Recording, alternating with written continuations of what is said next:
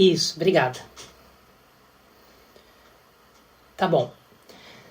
Boa tarde, gente. Meu nome é Eduarda Camargo. Eu sou mestre pela Unesp, Instituto de Artes, pesquisadora pelo The New Center for Research and Practice e cofundadora do Centro de Pesquisa Travesti. Em primeiro lugar, gostaria de agradecer a organização do evento pelo aceite do trabalho e apresentá-lo hoje para vocês. Em segundo, as pessoas que estão aqui hoje ouvindo. A comunicação se intitula Feitiço, Feitiço, Fetiche e Fascínio, desdobramentos em torno do falo. A direção que a minha pesquisa sobre a travestilidade tomou nos últimos meses é de pensar por um tripé: o processo histórico colonizador, a categoria marxista e as investigações da psicanálise para a compreensão da experiência específica do fetichismo em relação a travestis transexuais.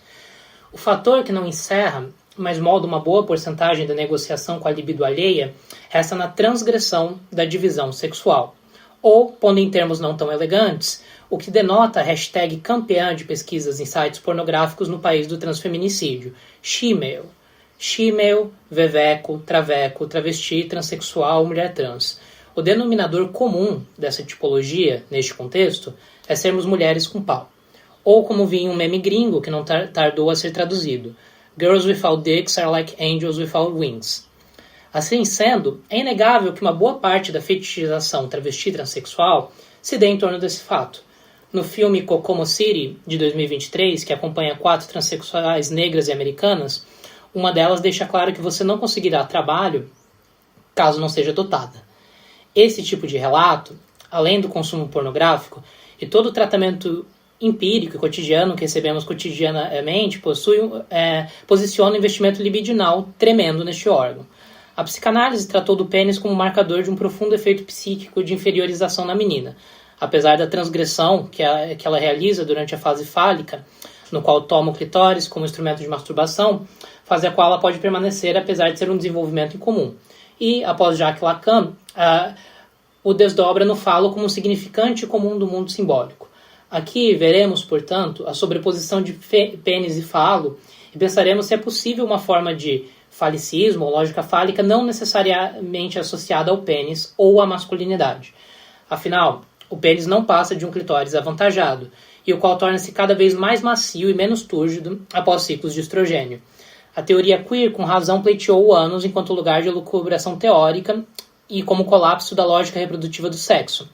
Mas se no ânus o sistema sexo-gênero vai à merda, então no pênis estrogenado ele tem o mesmo fim que o sêmen, o desaparecimento. 1. O fascínio. De acordo com Degen, fascinum, em latim, tem relação à palavra bascanus, em grego, adjetivo que se refere tanto à calúnia quanto uma forma de encantamento, relacionado ao verbo bascain, falar. A ideia é que a inveja e sentimentos semelhantes tenham força suficiente para causar alguma espécie de malefício para seus objetos, intensamente relacionada à crença da imagem do mal olhado. De Demócrito a Plutarco, o fascínio se dá como uma espécie de libido freudiana capaz de abandonar os corpos de seus emissários e penetrar nos corpos alheios. O olhar seria o que conduziria essa pulsão substancial capaz de atravessar corpos distintos. Devemos enfatizar um aspecto da descrição de Plutarco. Os efeitos do fascínio são os mesmos do impulso inicial de Eros. Sintetiza, então, esse aspecto ambivalente como um olhar erótico, relacionado ao amor e ódio.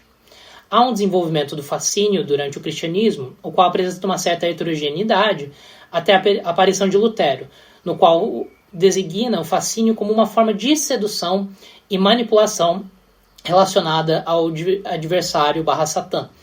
A discussão teológica que se dá ao redor da Epístola aos Gálatas do apóstolo Paulo é justamente acerca do uso do termo bascanos, como uma forma de profanação ou encantamento, um sentido pagão do termo.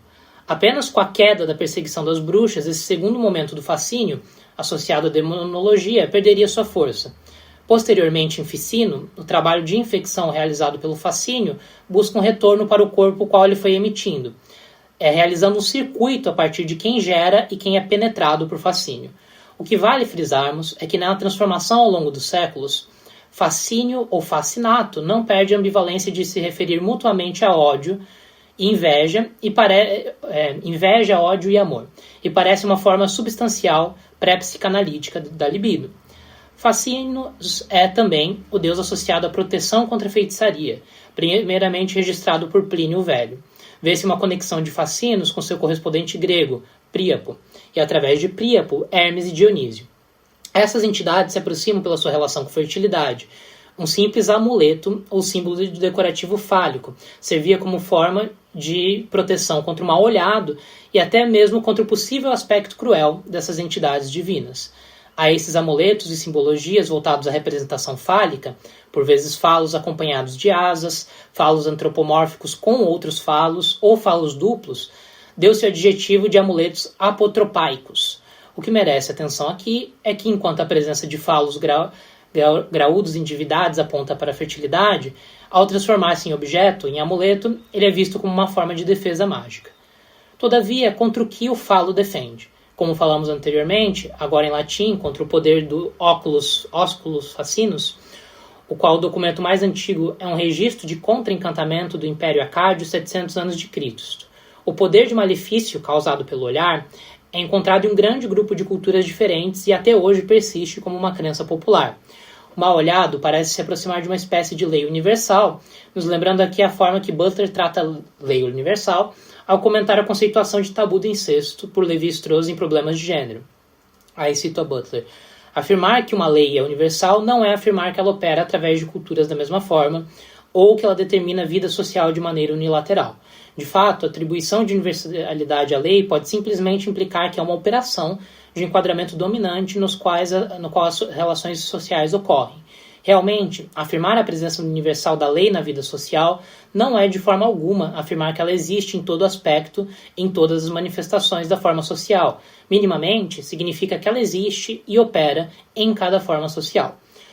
O primeiro aspecto que quero enfatizar em costura com a experiência transexual, deixamos o falo por último, visto seu poder de fascínio no imaginário cis, é pensar a questão do fascínio e do mal-olhado em conjunção com a noção lacaniana do olhar. No Seminário 11, ao tratar da questão, o psicanalista francês o descreve como o avesso da consciência. O olhar não é uma instância simplesmente física, é uma autoconsciência do olhar alheio, até mesmo um olhar de juízo, que existe constantemente. O descorporificado, o que é de fato muito físico, é o fascínio e os olhares os quais as transexuais conjugam estando no espaço público. Podemos nos perguntar o que causa esse fascínio. Seria a nossa altura, no geral sendo mais altas, as proporções corporais, identificação de traços que guardam alguma ambiguidade de gênero, ou até mesmo a voz e o assunto do que se trata. De fato, não importa, porque mesmo se hoje você é passável, a grande maioria de nós já passou a experiência de escrutínio constante no espaço público. Enquanto as mulheres, quando te identificam como travesti, olham com uma repulsa e um quê de curiosidade, os homens estão marcados justamente pela ambivalência descrita do fascínio, desejo de possuir teu corpo e de matar conjugados em um único olhar, que na ausência da possibilidade de penetrar, utiliza dos olhos no lugar do pênis. Isso aumenta exponencialmente se você está na presença de outras travestis. A marca psíquica resultante disso é duas. Por um lado, uma constante consciência dos olhares alheios, de que você provavelmente esteja sendo observado, mesmo que não seja mais o caso. Por outro, até mesmo uma forma de se blindar da insistência desses olhares, a ponto que nossa percepção tende a passar quase como por um filtro perceptivo e uma postura muitas vezes de prontidão e reação. Estar no espaço público é saber de antemão que o olhar do outro é um olhar perverso. 2. O fetiço e feitiço. O surgimento do termo fetiche é do uso do seu original feitiço/feitiço em português, para o norte-europeu fetiche, categoria a qual seria fundamental na análise de Marx sobre o modelo de produção de mercadorias no capital e para a análise mútua do desenvolvimento da sexualidade e da perversão.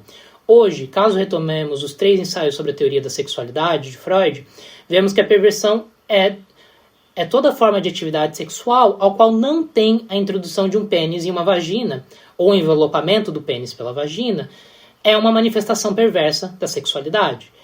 Mais tarde, em 1927, o psicanalista retoma especificamente a questão do fetichismo em outro texto sobre a perversão. Mas vamos nos deter, por enquanto, no livro de 1905.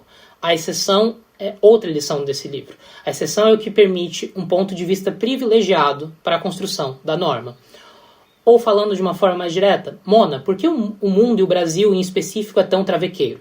E não são só os homens, tá? No final de 2023, no portal Catarinas, Bruna Benevides noticia não só o aumento de 75% no consumo geral de pornografia trans, como o fato que mulheres cis acessaram 175% a mais do que os homens. Travestis em relações lésbicas comumente relatam que a experiência pode ser caricatural, a ponto de frases como o melhor dos dois mundos.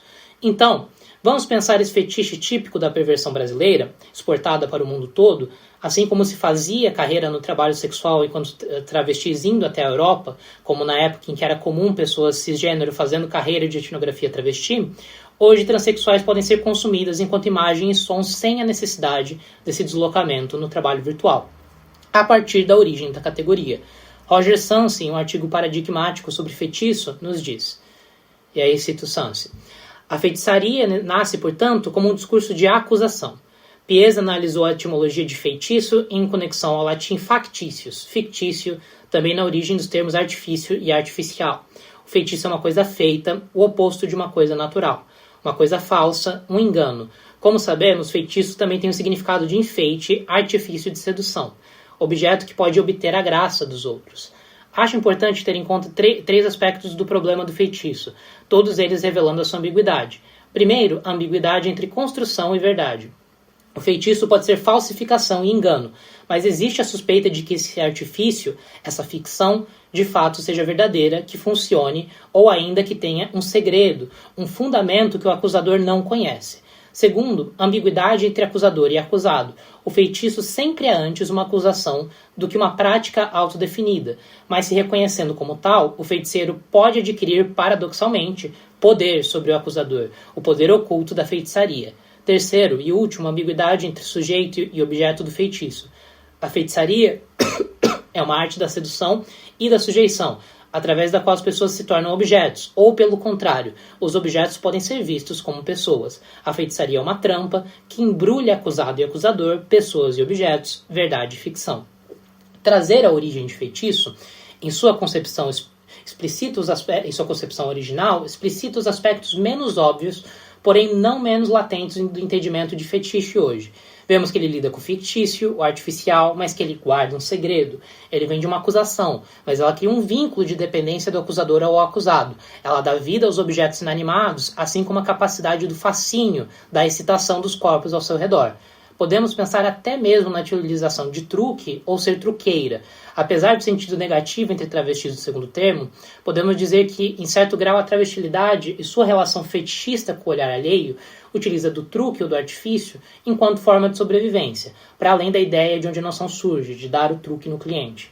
E, além de tudo, lidar com o fetiche é lidar com uma forma de sedução, ou, no nosso caso, direcionamento do fascínio alheio. Ao longo do seu resgate da transformação de sentido de feitiço, Sansa enfatiza o seu caráter constitutivamente moderno e, através de uma lógica de apropriação, a forma que o outro aparece como figura desestabilizadora. Curiosamente, nos países africanos aos quais foram associados ao feitiço, mesmo que a origem do termo se dê na corte portuguesa e os calvinistas não vejam diferença entre as práticas dos católicos para os fetiches africanos, os feiticeiros são com frequência estrangeiros. Assim, a feitiçaria não tem uma origem específica, mas é um aspecto relacional de uma figura que está no limite do eu. Ela cria e dá coerência a um laço. O feitiço, como vamos percebendo, é capaz de aproximar objetos, rezas e signos de religiões / práticas mágicas diferentes, mas ele pede casos de excepcionalidade para que possa se manifestar. É o evento que permite que os elementos que compõem o feitiço ganhem uma historicidade e manifestação singular.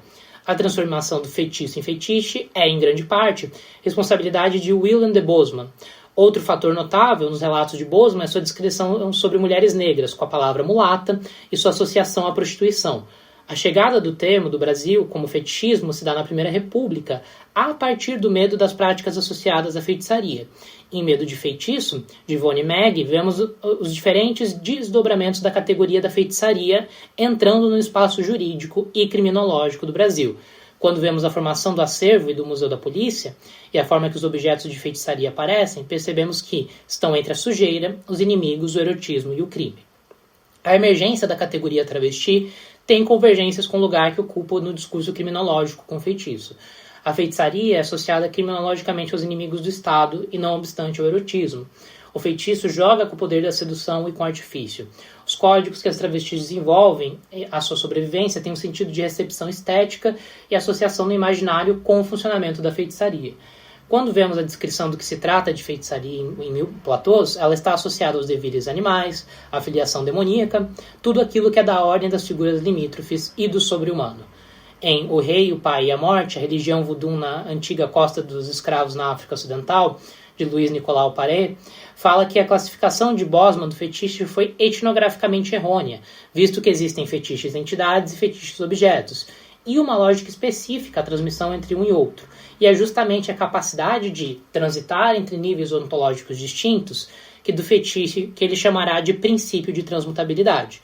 A travesti transexual vive através de um princípio de camuflagem, sua sobrevivência está relacionada, mas não resolvida, na sua capacidade visual de se adaptar ao meio, de reproduzir uma feminilidade que nunca é idêntica, e não menos feminina por isso, mas como eu gosto de chamar, de refratária.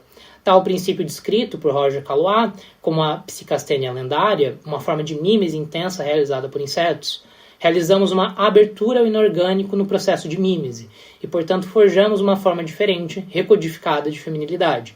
Isso pode ser observado na modificação das bombadeiras, por exemplo, antecipando em anos o trabalho de uma artista contemporânea como Orlan, ou até mesmo o caráter mais artificialmente assumido hoje de operações com ácido hialurônico, a convergência dos rostos femininos de celebridades em ângulos retos, ou um dos meus casos favoritos, a pesquisa por imortalidade de Brian Johnson, o qual usa a administração do estrogênio.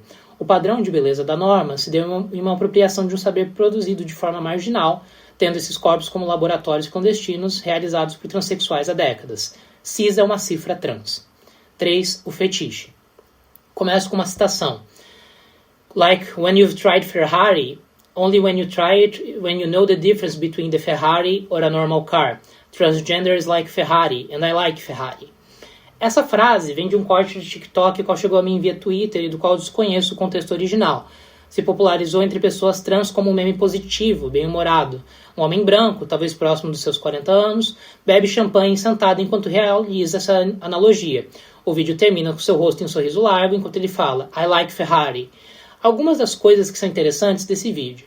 Primeiramente, o nivelamento claro da mulher enquanto uma mercadoria, ou melhor, da transexual. Porém, não é qualquer mercadoria. Ou seja, o fascínio das e dos cis não está só nas camadas populares, não é simplesmente um consumo pornográfico, mas homens com capital considerável têm interesse também. O juízo de gosto que ele emite da experiência aqui denota um quê de distinção aristocrática.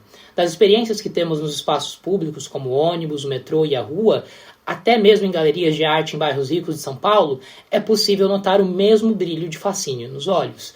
O que eu diria, todavia, é que nas camadas superiores, como vemos, somos uma espécie de gosto adquirido, mas que parece denotar uma expertise, ou seja, a violência, que pode ser muito mais explícita na rua, tende a se transformar em um tratamento exótico, quando pessoas cis e sua consciência pesada tendem a despender uma quantidade enfadonha de tratamentos como diva, musa e afins.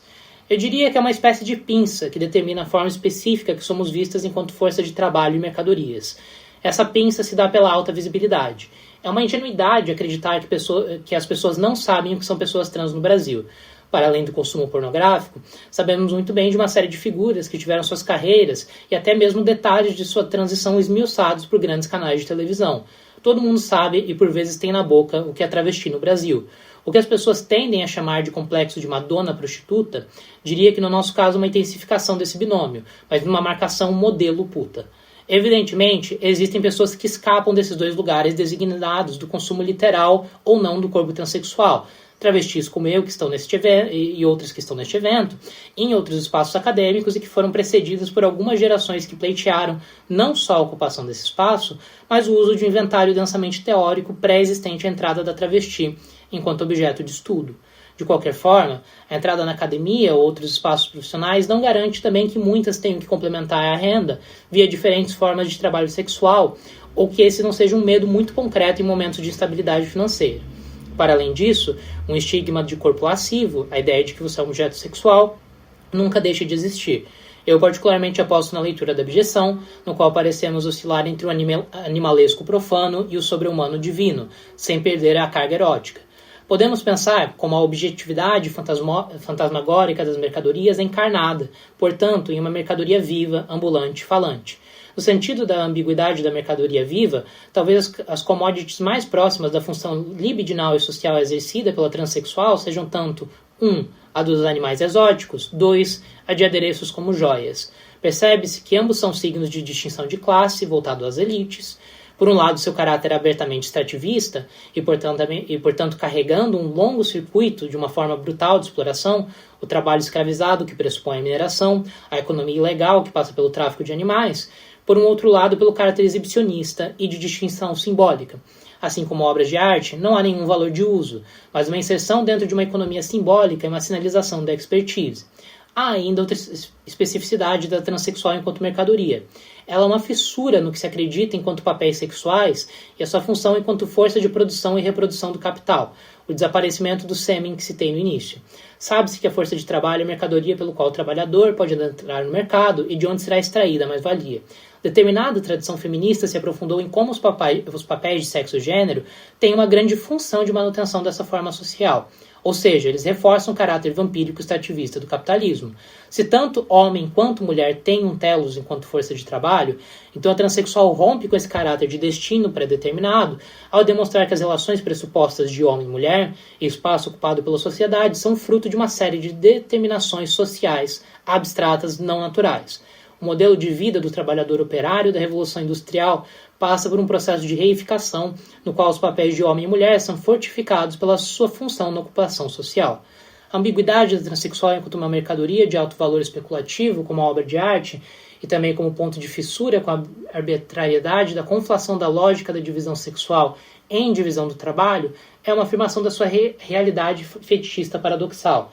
Pois se uma parcela considerável de teoria marxista se dedicou para a articulação de que as contradições do capitalismo tornam-se mais evidentes na sua periferia, a lógica do sistema sexo-gênero, após a abdução e transformação do trabalho generificado pré-capitalista e os significados de sujeito implícito neles, propomos que é justamente na experiência das dissidências mais intensas da sexualidade que a sua artificialidade é mais evidente, e, portanto, sua experiência de assujeitamento e precarização é intensificada.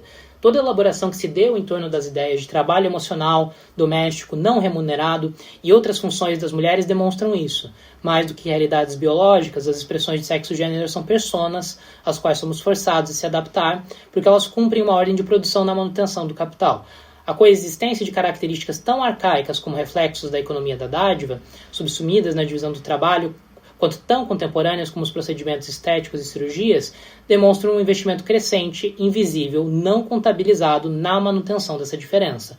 Parafraseando Marx, a especificidade da produção da subjetividade homem e mulher e o misticismo ao seu redor cai por terra quando descobrimos outras formas de produção, assim como a invenção de ideias correntes de macho e fêmea são recentes e tão arbitrárias quanto quaisquer outras produzidas em organizações e grupos pré-capitalistas. Se antes poderíamos falar sobre a história de grupos étnicos e civilizações diferentes, a modernidade, portanto a ascensão do capital pós-extrativismo colonial, unifica sob a égide da produção de uma única lógica que passa a se reproduzir e distribuir enquanto universal. Passamos a falar em uma história, nos quais os pretensos universais são todos atravessados pelo funcionamento fetichista da forma-valor. As empreitadas teóricas que mostram que há uma construção por trás da aparência dessas ideias, que a aparência demarca um momento de instanciação ao invés de um ideal fixo, que esses supostos universais foram reconstruídos retroativamente pelo capital para que servissem à sua própria lógica de produção e reprodução, são aquelas que empreendem, em outros campos, a investida de Marx contra o próprio funcionamento da relação da mercadoria e do trabalho. O fato que anteriormente o capital introjetou proposições políticas que são contrárias à sua própria formação, pensa-se, por exemplo, no trabalho escravizado e extrativismo colonial que são a base da acumulação primitiva e depois na adoção do abolicionismo para o crescimento do número de consumidores e trabalhos assalariados, mostra não só sua possibilidade de adaptação e contenção de descontentamento político, como a capacidade de uma atualização própria que se subscreve apenas à lógica mercadológica e também a capacidade de enunciar universais. A figura da travesti transexual, por um lado, rompe com a ideia do destino biológico da mulher da casa, mas, por outro, ela, independente da sua autoidentificação, enquanto indivíduo lido com características femininas, encarna um tipo de precarização específico a outras forças de trabalho historicamente marginais ao capital, e, mais do que isso, aos antecedentes históricos ocupados pela mulher. Então, entende-se o porquê da sua ocupação como preocupação central das direitas globais. Os enunciados do Capital desejariam que acreditássemos em suas proposições como fundamentos ontológicos. Porém, quando mostramos a fragilidade e o teor parcial dessas formulações, buscamos nos responsabilizar pelo futuro coletivo da espécie humana. O rompimento da suposição da proposição de anatomia como destino não só é a exposição da fragilidade da divisão macho-fêmea, através de uma autonomia de si e da própria história, mas carrega um questionamento mais radical. O que nós desejamos compreender enquanto parte, futuro e orientação da nossa espécie. 4. Falo. Me encaminho para o último dos nossos itens e possivelmente o que mais causa curiosidade entre eles. Em muitas críticas de origem feminista e dos estudos de gênero, associou-se o fálico ao falocrático e ao masculino. Gostaria de propor que essa ideia seja errônea e lançar uma abordagem especulativa do sentido de falo, além das vulgares, que uma travesti pode ser fálica ou ter uma lógica em si fálica, que não é essa lógica. O que me faz pensar nisso, além do meme no início, que não só circulou entre travequeiros, mas também entre pessoas trans, é também o trabalho das irmãs de Paul e de Lin acerca da imagem e figura do pênis. Em Um Fetichismo, de 1997, Freud descreve o falo da mulher como a origem de toda forma de fetiche. O fetiche sendo, portanto, uma substituição da imagem da mãe antes do menino perceber a diferença sexual. Essa figura nomeou-se enquanto mãe fálica / mãe primordial. Se pensarmos nessa afirmação de Freud, à luz da permanência de formas da perversão em toda a sexualidade, é possível afirmarmos que a mãe fálica é a face oculta de todo o desejo. Pensando dessa perspectiva, a reação tão fascinada e intensa das pessoas cis ao nosso redor parece restituí-las a uma posição regressiva infantil, posição a qual Kristeva também nomeou como lugar da abjeção, quando o bebê ainda está se desligando do corpo da mãe. Em uma fina análise das falhas da sistematização que Lacan fará do falho, em o texto Falo Lésbico, Butler propõe o falo lésbico como uma mímese crítica. Não seria, então, o falo da travesti a figura basal crítica, pois trata-se justamente de uma figura feminina retirada do âmbito da reprodução, uma figura a qual aparece tanto em representações de divindades do passado, em figuras que ocupam o limiar da alteridade, como se fará posteriormente com figuras como Lúcifer, e até mesmo uma figura que remete às formações mais arcaicas da psique. Para além das implicações do falo com o pênis, pensemos os poderes do horror. Se os fascinum eram amuletos fálicos contra a má sorte, eu creio que o falo da travesti, ou sua lógica fálica, são estratégias cotidianas que criamos para lidar com o nosso sintoma com H, uma forma de encontrar um ponto prazeroso em nossa condição abjeta e mobilizar a abjeção ao nosso favor, seja devolver o olhar ao mal olhado, seja engrossando a voz, seja o deboche, seja a confusão que o pajubá em excesso causa nas pessoas cis. Nós sabemos que as pessoas duvidam do feitiço, mas elas não deixam de ter medo. Cuceta foi uma estratégia linguística de demarcar algo que não deixa de ser cu, mas tem algo de vaginal. Então, quando o falo vira neca, ele ganha elasticidade para além do campo corpóreo, conceitual e prático dos ocós. Um corpo com pênis e peito coloca à frente a ansiedade decorrente da certeza naturalizada de que anatomia é destino e a crença sedimentada da diferença sexual.